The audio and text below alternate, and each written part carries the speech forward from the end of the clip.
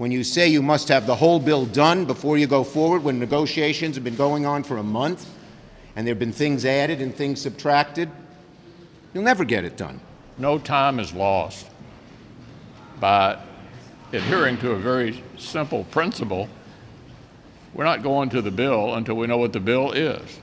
There's a broad agreement between Democrats and some Republicans in Congress that the United States needs a big-ticket infrastructure package. The result of that has been what Democrats have called a two-track process, which means that they are seeking to both pass a bipartisan bill at a smaller scale that involves getting the votes of some Republicans in the Senate, but at the same time, Democrats want to pass their own much larger, much more expensive bill through the reconciliation process. Democrats and the Biden administration are starting to become concerned that this process is taking too long and that they're running out of time to get something done. We should be united in one thing: passage of the bipartisan infrastructure framework, which we shook hands on.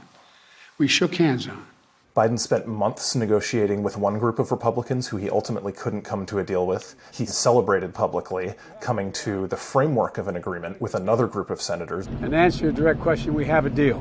11 Republicans said that they were signed on to at least the framework of this bill, but they've hit a big roadblock, which is how to pay for it. Is IRS enforcement still part of your proposal or not?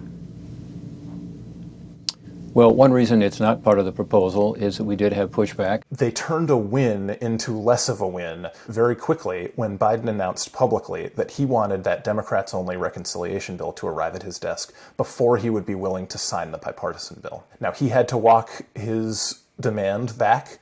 House Speaker Nancy Pelosi, who made a similar promise, has not walked her demand back, and it remains to be seen how in concert these two bills are going to be. There ain't going to be no